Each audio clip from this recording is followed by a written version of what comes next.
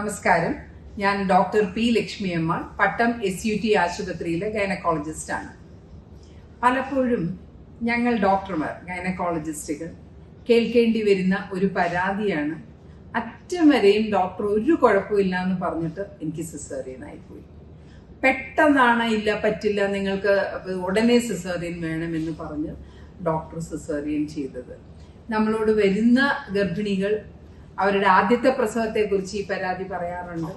പിന്നെ സാധാരണഗതിയിൽ സിസേറിയൻ കഴിയുമ്പോഴും ഭർത്താവോ ഭർത്താവിൻ്റെ വീട്ടുകാരോ അല്ലെങ്കിൽ അമ്മയോ ഒക്കെ ഇങ്ങനെ ഒരു പരാതി, എന്നാലും എൻ്റെ മോൾക്ക് സിസേറിയൻ ആയി പോയല്ലോ, നേരത്തെ ഒരു സൂചനയും തന്നില്ലല്ലോ എന്നുള്ള ഒരു പരാതി.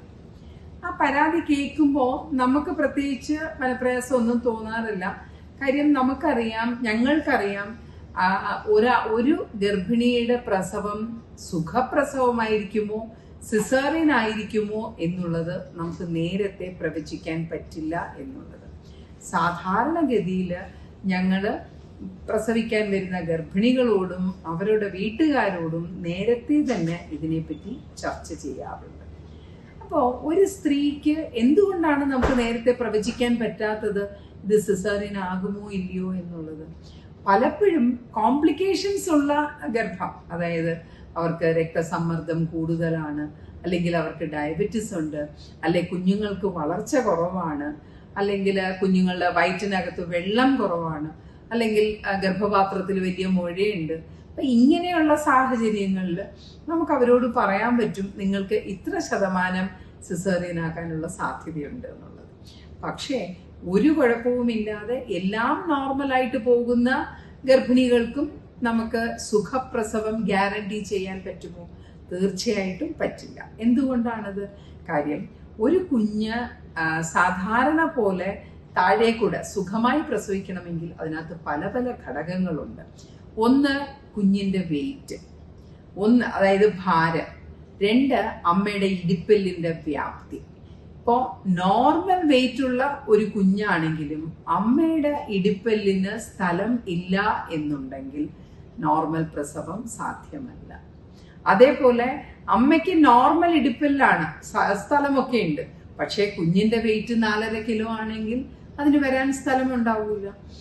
ഇത് രണ്ടും വലിയ വെയിറ്റ് ഉള്ള കുഞ്ഞുങ്ങളാണെങ്കിലും ഇടിപ്പെല്ല് സ്ഥലം ഇല്ലെങ്കിലും നമുക്ക് നേരത്തെ പറയാം. വെയിറ്റ് കൂടുതലുള്ള കുഞ്ഞുങ്ങൾക്ക് ഇടുപ്പെല്ല് സ്ഥലമില്ലാത്തത് നമുക്കൊന്ന് പറഞ്ഞു വെക്കാം. പക്ഷേ ഒരു സാധാരണ ഇടുപ്പെല്ല് ഉള്ള പെൽവിസ് ഉള്ള ഒരു സ്ത്രീക്ക്, വലിയ വെയിറ്റ് ഇല്ലാത്ത ഒരു കുഞ്ഞ്, ഒരു 3.5 കിലോ ഒക്കെ വെയിറ്റ് ഉള്ള കുഞ്ഞ് ഉള്ള ഒരു സ്ത്രീക്കും ചിലപ്പോൾ സുഖപ്രസവം പറ്റില്ല എന്ന് വരും. കാര്യം പ്രസവ വേദന തുടങ്ങി കുഞ്ഞിന്റെ തല താഴോട്ടിറങ്ങുമ്പോൾ ഈ ഇടുപ്പെല്ല് പെൽവിസും കുറച്ചൊന്ന് വികസിക്കും, വളരെ കുറച്ച്, 1 സെന്റിമീറ്റർ ഒക്കെ ഒന്ന് വികസിക്കും. അതുപോലെ കുഞ്ഞിന്റെ തല ഒന്ന് ഒതുങ്ങിക്കൊടുക്കും.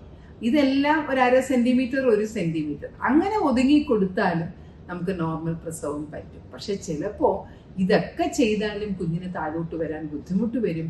അങ്ങനെയുള്ള കുഞ്ഞിനെ ബുദ്ധിമുട്ടോടുകൂടി, അതായത് ബുദ്ധിമുട്ടി നമ്മൾ താഴെ കൂടെ വലിച്ചെടുത്തു കഴിഞ്ഞാൽ കുഞ്ഞിന്റെ തലച്ചോറിന് ക്ഷതമുണ്ടാവുകയും അവർക്ക് നമുക്ക് ഒരു നോർമലായിട്ടുള്ള ബുദ്ധി ഉണ്ടാകാനുള്ള സാധ്യതയും കുറയും. അപ്പം അങ്ങനെ കണ്ടു കഴിഞ്ഞാലും നമ്മൾ നോർമൽ ഡെലിവറി വേണ്ട എന്ന് വെച്ച് സിസേറിയന് പോകും. പിന്നെ പ്രസവ വേദന എന്ന് പറയുന്നത് കുഞ്ഞിന്, അതായത് നമ്മൾ പറയുമല്ലോ ലേബർ കൺട്രാക്ഷൻസ്, ആ വേദന വരുമ്പോൾ കുഞ്ഞിനുള്ള രക്തയോട്ടം പിന്നെ കംപ്ലീറ്റ് ആയിട്ട് അങ്ങ് ആ ഒരു 30 സെക്കൻഡ് 45 സെക്കൻഡ് അത് കംപ്ലീറ്റ് ആയിട്ട് കട്ടായി പോവുകയാണ് ചെയ്യുന്നത്. സാധാരണ ഒരു നോർമൽ കുഞ്ഞുങ്ങളാണെങ്കിൽ ഇതൊക്കെ കുഴപ്പമില്ലാതെ പോകും.